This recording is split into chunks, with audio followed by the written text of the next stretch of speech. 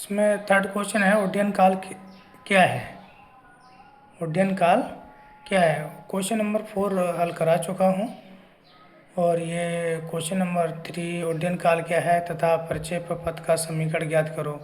ये पेपर से भी रिलेटेड है, फोर्थ सेमेस्टर का है और ये आपका फोर्थ यूनिट में ये क्वेश्चन है, इम्पोर्टेंट क्वेश्चन है, इसको हम हल कराएंगे।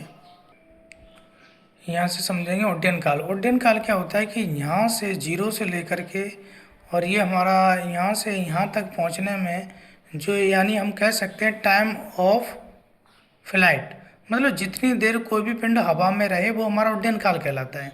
और उड्डयन काल कहलाने का कारण क्या है कि ये क्षैतिज समतल में एक तरीके से गति करेगा, क्षैतिज समतल में। अब इसको हम क्या कह सकते हैं, प्रक्षेप जिस समतल में गमन करता है, प्रक्षेप जिस समतल में हमारा गमन करता है उसे उड्डयन काल कहते हैं। यानी जिस समतल में, यानी हम क्या कह सकते हैं, जिस समतल में कोई पिंड गमन करता है उड्डयन काल कहते हैं। अब उड्डयन काल हमारा ये उड्डयन काल कहलाएंगे। अब ये कह रहा है कि इसमें क्वेश्चन है कि प्रक्षेप पथ का समीकरण। तो प्रक्षेप पथ का समीकरण के लिए प्रक्षेप पथ का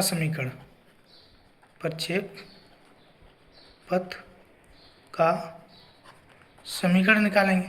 तो प्रारंभिक स्थिति क्या हो जाएगी कि मान लीजिए कि प्रक्षेप बिंदु O मूल बिंदु ओरिजिन है यहाँ, जहाँ निर्देशांक 0 0 0 0 है और क्षैतिज दिशा को OX, क्षैतिज दिशा हमारी क्या हो जाएगी OX x अक्ष, और ऊर्ध्वाधर दिशा हमारी OY हो जाएगी, OY है।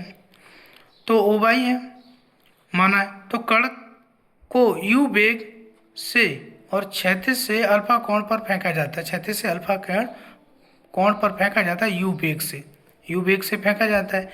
O से P तक क्षैतिज गति, O से P तक ये हमारा यहाँ पर P है, P तक क्षैतिज, तो क्षैतिज दूरी हमारी यहाँ से O से M तक। तो वेग का क्षैतिज घटक इंटू समय, यानी हम कह सकते हैं कि ये हमारा सामने वाला अगर यहाँ से 90 डिग्री का बना रहा है, हम देखेंगे तो ये कर्ण हो जाएगा, कर्ण को हम U करेंगे तो U है ना। तो हमारा क्या सूत्र हो जाएगा, आधार बटे कर्ण बराबर cos थीटा। आधार हमारा क्या है x और कर्ण हमारा क्या है U cos थीटा। तो x बराबर U cos थीटा, x बराबर U cos थीटा, x बराबर U cos थीटा अगर हो जाएगा। अब हमको क्या है कि O से P तक क्षैतिज गति, तो क्षैतिज गति हो जाएगा x बराबर U cos थीटा हो जाएगा हमारा, ठीक है। अब जैसे क्षैतिज दूरी है ना, U क्षैतिज दूरी बराबर वेग का क्षैतिज घटक इंटू समय, यानी हम कह सकते हैं जैसे हमने यहाँ पर निकाला x बराबर U cos अल्फा है तो cos अल्फा हो जाएगा, cos अल्फा हो गया। अब अगर सूत्र यूज करेंगे तो चाल बराबर दूरी बटे समय, तो दूरी हमारी कितनी है x, तो x बराबर चाल इंटू समय। तो चाल हमारा क्या है U cos अल्फा, तो U cos अल्फा इंटू समय t। तो चाल हमारा क्योंकि U वेग से चला ना हमारा ये पिंड, तो U cos अल्फा इंटू समय, तो ऐसे मानेंगे तो U cos alpha into T, तो x बराबर U cos alpha into T. OM हमारी कितनी हो जाएगी x, तो t से यहाँ निकालेंगे x, t और t equal to x upon U cos alpha, t equal to x upon U cos alpha, ये हमारा मान निकल गया। यहाँ जो मान निकाला O से P तक क्षैतिज गति, क्षैतिज गति, ये जो नीचे वाला है ना, ये हमारा क्षैतिज गति है, क्षैतिज गति। अब ये वाला जो निकालेंगे वो ऊर्ध्वाधर गति होगी, ओ से पी तक बाई अक्ष पर। अब ओ से पी तक, ये पी है, और बाई अक्ष पे निकालेंगे, बाई अक्ष पे निकालेंगे तो यहाँ क्या हो जाएगा, ओ से पी तक बाई अक्ष पर।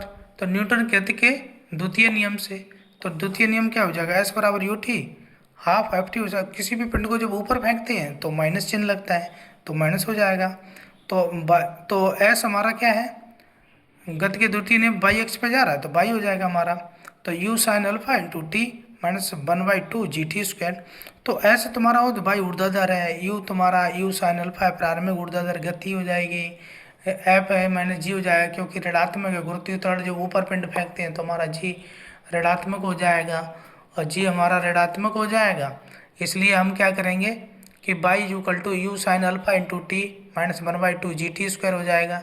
तो जो यू टी है ना, यू की जगह हमारा क्या हो जाएगा, यू साइन अल्फा, क्योंकि प्रारंभिक ऊर्ध्वाधर गति है, वेग है, तो प्रक्षेप गति का समीकरण हो जाएगा जब y बराबर हमने u sign alpha into t minus 1/2 g t square, और t का मान हमने निकाला, तो t बराबर हमने क्या मान निकाला था, तो t is equal to x upon, है ना, तो कॉस अल्फा यू, ये हमने मान निकाला था। यानी प्रक्षेप पथ का समीकरण ये है, t बराबर x upon u cos alpha, हमने मान रखना स्टार्ट कर दिया। तो y equal to u sine alpha into t की जगह रखा, टी की जगह हमने रखा x upon u cos alpha minus के 1/2 जी, क्योंकि यहाँ टी है ना, तो टी की जगह रखा x upon u cos alpha, तो x upon u cos alpha minus के 1/2 g x upon u cos alpha का होल स्क्वायर क्यों हो जाएगा, यहाँ पर हमारा टी स्क्वायर है। अब यहाँ पर u से u कट जाएगा, कॉस अल्फा है साइन अल्फा, इसको टेन अल्फा लिख देते हैं, ये अब आपका x हो जाएगा, तो x यहाँ आ गया, माइनस को हो जाएगा g और x स्क्वायर हो जाएगा। अब यहाँ पर u स्क्वायर हो जाएगा, कॉस स्क्वायर अल्फा हो जाएगा, 1/2 हो जाएगा। यही आपका प्रक्षेप पथ का समीकरण है। अब जैसे कभी कंपटीशन में पूछ लेगा, अगर कंपटीशन में पूछ लेगा कि प्रक्षेप पथ